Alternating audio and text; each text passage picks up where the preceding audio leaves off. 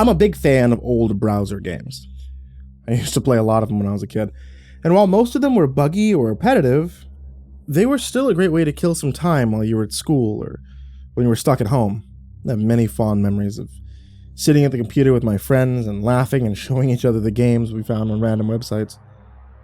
But when I heard that Java was being phased out, I got to thinking about all the old games that I used to enjoy, and I decided to track some of them down.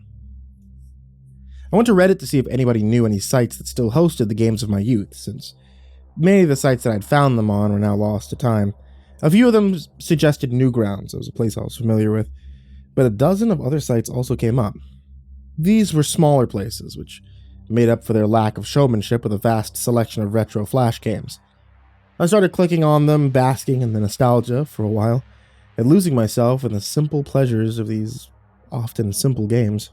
I mean, I was stuck at home due to quarantine, so what else was I going to do? And that's how I found ICanScareYou.exe. I read the description twice, liking what I saw, and I wondered how I'd never seen this game before. I used to love the small section of adventure games you'd sometimes find on Java games, little maze runners or exploration adventure games, and this one had a creepy twist to it. I expected it to be a lot of poorly animated jump scares, probably some loud screams accompanied by pictures of the girl from Poltergeist. But I figured I'd try it on anyway. And what did I have to lose, right?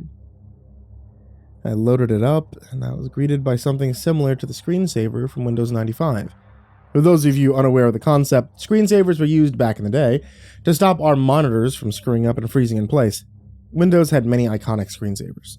One of the most recognizable was the maze that you often saw sprawling out before you as your point of view shifted to follow the runner through it as they searched for the exit. This game had dropped me into a maze with brick walls and a sand floor and an 8-bit soundtrack trying for a creep aesthetic, but mostly just sounding spooky. It was a little different than I remembered, though. The walls were black brick, like a negative copy of the maze, and they were covered in a bright green moss, bordered in neon. The sand was so dark, and as I moved, it made that classic game crunch that meant you were moving over dirt. I could hear something like the wind in the background. As I moved, I could see that the normal pictures on the walls had been replaced with grainy photos of people. The images were pixelated, but clearly actual photos. The strange thing was that they weren't of any, corpses or monsters or anything. They were just ordinary people, some of them smiling, some of them looking off blankly, but all of them looking like candid shots of people from websites or the DMV or something. As I moved through the maze, I became aware of a voice that seemed to follow me. It was just a whisper at first, but the deeper I went into the maze, the louder it became. I would turn around to find that the pictures were still on the walls, but that whatever was making the noise was nowhere in sight. The images seemed to repeat themselves, the same 10 or 12 photos again and again and again, and I figured that they must be the staff that had worked on the game or something. I mean, it was a little creepy having them watch me as I went through the maze, but no creepier than anything else I'd ever seen in a game. The voice, however, was definitely getting a little nerve-wracking. I could hear it now, and it was saying the same thing over and over again in a vaguely feminine, computerized voice. I can scare you. I kind of scare you. I turned the head of my character, but there was nothing behind me. The voice had sounded close, and I assumed it was the enemy of the game. It kept moving away and getting closer, always just out of sight, so I just kept moving. I kept looking for the exit. I kept making my way. There was always an exit in the screensaver, one that made the maze fall apart and a new maze would begin. When I found what I was looking for, it turned out to be the last thing I'd expected. I came around a corner, I heard the voice getting louder. I can scare you. I can kind of scare you. I turned left, I found a dead end. I can scare you. I can kind of scare you. I dashed back out. I took a right instead, and then I found another dead end. I can scare you. I can kind of scare you. I sighed. I turned to face my fate. That's when I saw the beast lurking in this maze. I can scare you. I can kind of scare you. It was a grainy picture just like the others, but this one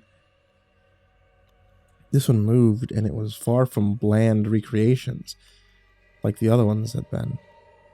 The image's eyes appeared to leak blood. The mouth crunched as it blared its ceaseless words. It barreled towards me lamely, filling the whole hallway, its face twisted in pixelated agony as it crashed closer and closer. I can scare you. I can kind of scare you. Despite its alarming form, it was clearly a picture of my dad's face. And I backpedaled in fear, running and taking turns at random until I finally came to a dead end that contained a single floating picture. It was the exit grid, but I didn't want to know what sort of new maze it would take me to. It was a crumpled body, a car accident or a hit and run lying in the street in a squishy mass of broken flesh. It was grainy and pixelated like the others, but this one made me stop and gasp a little as I tried to make sense of it. The body's face was pointing to the sky, its mouth open and its eyes staring as I looked at it, and the blood seemed to pool around it, glistening wetly despite its origin. I can scare you. I can kind of scare you. I jumped as I heard the phrase uttered right behind me, loud enough to make my speakers crackle. And suddenly my POV fell over and my screen was covered in red as the screaming monster with my father's face crunched its jaws over me. I turned the screen off and I pushed away from my computer, suddenly not wanting to see anymore. The last image had been the most familiar of all, and it wasn't every day that you get to look at your own face as you lay dying. The other pictures had been strangers. They had been weird stock images, but the images of my father and I had been as unique as they were jarring. The face of my father had been twisted in agony. The eyes had been turned up in anger, and the neon red blood oozed from them in my own face, and my body had been confused, devoid of hope as it lay bleeding to death in a pool of its own pixelated blood. Even if the game somehow pulled pictures from your computer, they couldn't have gotten either of those from any of the images that I had. No picture of my father existed that looked like that, and certainly no picture of me existed anywhere like that one. I closed my eyes and I realized that at some point it had gotten dark. Looking at my watch, I realized I had been playing that game for 3 hours, and it was pushing midnight. So, shutting down and climbing in my bed, I tossed and I turned as I tried to push the image of that final horror out of my mind. As grainy and as unreal as it had been, it was still a picture of me as I laid dying.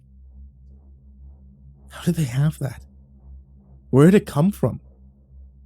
Those images followed me into my sleep and they haunted my dreams all night. I found that I was running from that hellish thing in my nightmare as it screeched and chomped right behind me. It didn't beat around the bush. It didn't beat around the bush this time, and it dogged my heels for hours as I ran through that 8-bit maze. Right at the end, I came to a dead end and I saw my own body lying on the floor surrounded by blood. I rolled my head lamely to look at myself, moaning out a mouthful of blood as the huge dad head fell on me and turned my world red. When my cell phone woke me up at 7:15, it was almost a blessing. I reached for it groggily, seeing my mom's number, and answered it shakily. Hello? Honey? Baby, I need you to listen for a minute. There's been an accident. She sobbed a little before continuing. Your father's dead, sweetheart. I sat up quickly, still thinking I was dreaming. What? Turn on the news, honey. It's been all over the news since it happened. I need you to come to the house right away. I need someone here with me. I told her that I would, and she hung up as I walked into the living room and switched on the TV, wondering what I would find on the screen. It had been a bus accident that had happened about a half an hour ago. Dad, the other passengers, and the driver had been killed when another bus had T-boned them at an intersection. The bus Dad was on had been crushed against a storefront. And the engine ignited. The ensuing fire had made rescue very difficult. After extinguishing it, emergency services had really only been rescuing bodies. Then they started flashing pictures of the deceased across the screen, and I felt the remote slip from my hand and clatter to the hardwood. I recognized all of them. They were the faces in the maze. I flopped boundlessly onto the couch, my legs refusing to hold me up. I curled up on the couch now, filled with a deep sense of dread over the knowledge I seemed to possess.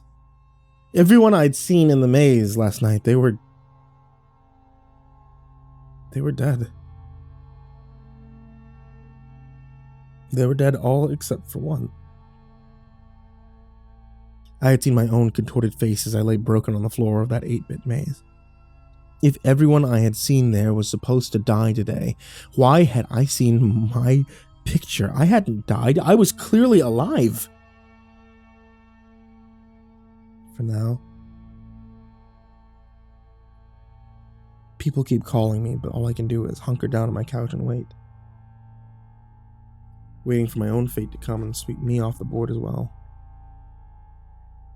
So if you stumble across this game in your internet travels, do yourself a favor.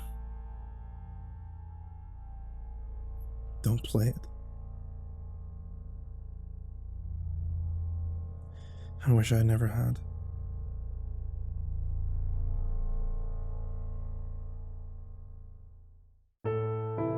Hey there kids, it's me, MrCreepyPasta, and I want to tell you thank you so much for watching tonight's video or listening to tonight's episode of the podcast. I really appreciate it, and anytime you guys give me a subscribe or a follow or a like or a comment or literally just a watch, I can't thank you enough for it because you're the reason I keep making episodes and you guys are the reason that I love horror as much as I do. We're in the middle of summer, and I'm from Texas, which means that it's a great time for iced tea. And you know who makes iced tea? My wife. My wife sells tea. My wife sells tea on Etsy.com/shop/ivorymonocletea. If you want to get the Mr. Creepypasta special, you can order a dark and stormy night and specifically request a dabbing sticker that you only get if you ask for it. And as always, I want to give a very special thanks to all of my patrons at patreon.com/MrCreepyPasta, because you guys are the reasons I get to keep my lights on in the house and get wonderful little treats for my cats and everything like that. And also the reason why we keep getting special custom series just for the channel. So a special thanks to Jacob Shaffer, Jordan Alexander Sanchez, Bryon Arce, Ken Lando Higuchi, Bobby Karman, Tristain Pelton, Chase Burnett, Bardo Hawk 764, TheBananaMafia 1, Melancholy Corpse, Hollow Zero, Ferb, Harley, Billy Morrow, Birch, Sashi Sazaku, Kayden the Spooky Boy, My Body Sounds Like Rice Krispies, AshWood, Lord of the Weebs, Jay, Feyelocket, Miss Xandra, MrUnsettlingSpaghetti, Eurogore, Suji Campbell, Marco Takes Dabs 420, Stricken, Ozarine Fox, Robert White, Andres Garcia, Snails Brennan, Legit Quad Feed, James Bruce, Chris Lovins, Freddy Krueger, Tynan, Justin Johnson, Michael Scarborough, Infernal One, James Lowe, Lisa Cottrell, Caspian, Jordan Nels, Hades Nephew, Tater Chip, Acid System, Prozac and Pancake Appreciation Society, Cryptic Nightmares, Someone You Love, Kiri the Sloth, Tommy Green, Sky Harbor, Caleb Dougal, Nina Smith, Nico Kyle, Rafael Rodriguez, The Ginger Bros, Aaron Stormcrow, Daniel Polson, Trace Miles, Corey Kenshin, and Peaceful Buddha. That's right guys, at patreon.com/MrCreepyPasta, you could join this amazing list of people's names I mispronounce and the list of Patreons down there in the description. But of course, none of that is ever required. I just appreciate you guys subscribing and watching and honestly being here. So, to all of you, sweet dreams.